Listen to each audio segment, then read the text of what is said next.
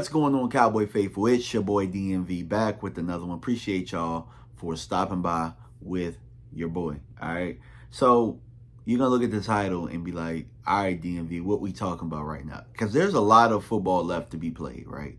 But we know what it is, man. This is a bad football year, and you can learn a lot about your football team during this time. So with the players that are playing right now, guys are auditioning for the opportunity to still be here and be part of what this team is going to build next year, which it could be a quick turnaround, or B, you're trying to get your film for next year somewhere else, which that ultimately helps us too if somebody's good enough and they can get a starting spot and we can get a comp pick. So neither is bad. And often as a coach, I've realized that you learn a lot about your team during bad years. You know who's going to pack it in, you know who's going to quit, but you ultimately learn too, what things were successful, what things weren't successful. It's a time to really reflect on how you can build for the next year. And I've been there before. See, here's the thing. A lot of people aren't willing to be bad in order to be good. Sometimes you have to be bad so that you know the things that led down that path. And I think with Dallas, because this team was 12-5 3 years in a row, and I know that the front office realizes that throughout the course of that time, they were taking shortcuts along the way. They were cutting corners to be around the rim, as Jerry would say. Now you have an opportunity to not cut those corners because you got, I'm not going to say you don't have nothing to lose because Dak Prescott is under his contract. CeeDee Lamb is under his contract, which in actuality that means if you were going to do that, you should have fired Mike McCarthy. You should have cut it a year short and brought in the coach that you want to build this next team because you could be in a situation where you're starting all over again. So for me, I was either we need to commit to McCarthy or we need to commit to a rebuild with the new coach. Like, that's for me. I don't like staying in the middle. I like committing to something because then you can create your goals and check it off along the way. See, it's hard to create goals when you're stuck in the middle. You know what I mean? Because, yeah, we want to win a Super Bowl, but we know we're not good enough here. We know we're not good enough there. The contracts say this, the contracts say that. The money says this, the money says that. And you're stuck in the situation that we're in right now where, a new coach is going to have to coincide with Dak and CeeDee Lamb, even if that doesn't go with how they would build the team or doesn't go with their culture. This is forced culture amongst them. So this is the one thing that I want to talk about, right? How do you build it? How do you start over, right, with this team? Well, we know Dak and CD and Jerry has reiterated it. They're not going anywhere. So those are your starting blocks, right? But we know on the offensive side of the ball, we have zilch. We have nothing over there. And I was talking to Rome and Tuck this morning, and we were looking at Jamar Chase. I think Rome brought up the point that Jamar Chase took a screen pass 70 yards. And it's like, bro, we ain't got that. We absolutely don't have that. We don't have nothing on our offense that's as explosive. A lot of us like Rico, but that's because he's next to Zeke. You know what I'm saying? Where Zeke should have been a role player, but running back one, that was a mistake. I could have told you guys that.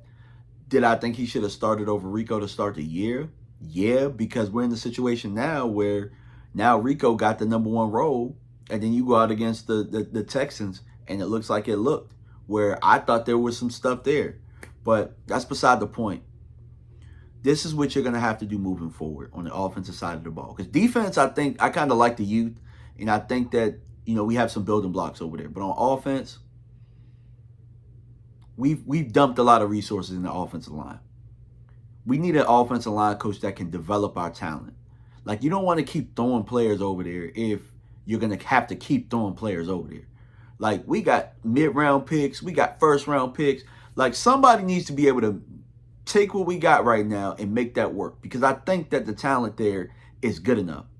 They just need technique and they need a scheme that they can believe in. We don't have that.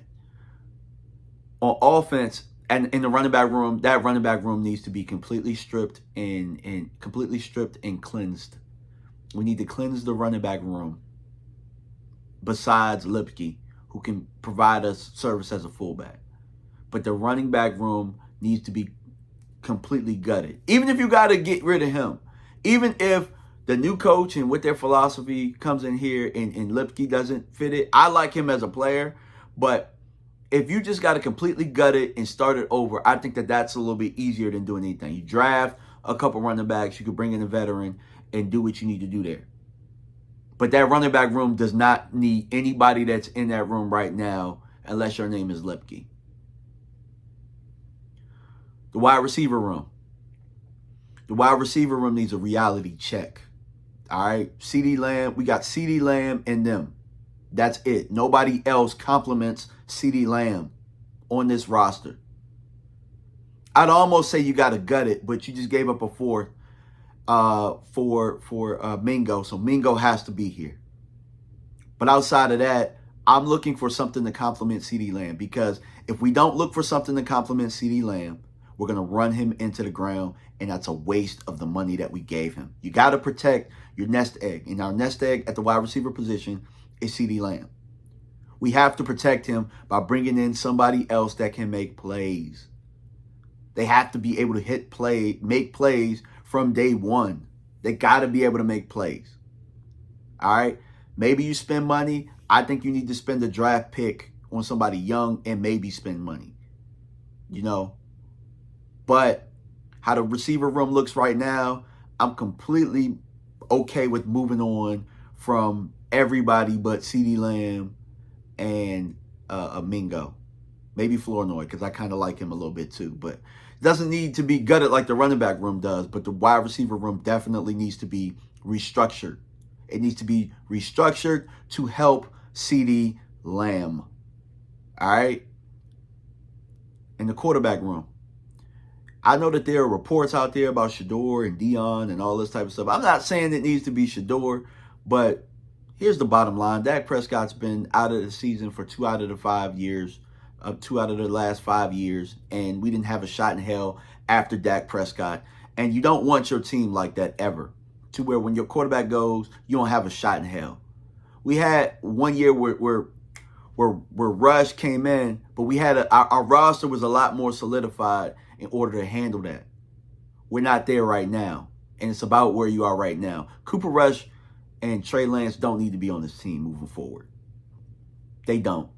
Because if Cooper Rush can't go out there and look better and perform better, then we're wasting. I don't even think another team would take Cooper Rush. And that's crazy coming off of a 4-1 start 2 years ago. But Cooper Rush just isn't good, bro.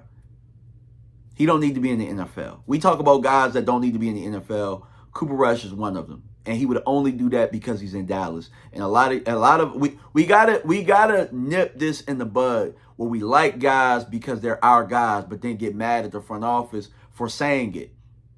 We got guys on our team, Rico, Cooper Rush, Jalen Tolbert, and all those guys that we don't need to move forward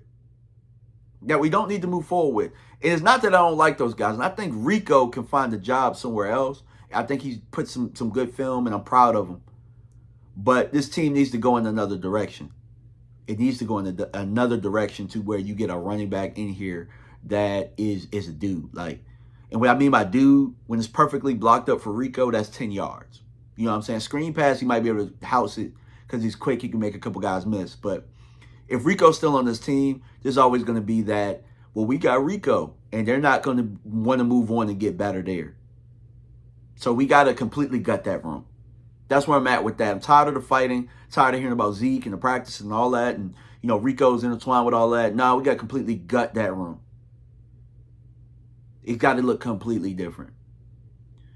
But let me know what y'all think, man. We're gonna come up with solutions. We're going to come up with solutions, and this was the start. But let me know what y'all think in the comment section. Appreciate y'all, man. We out. Peace.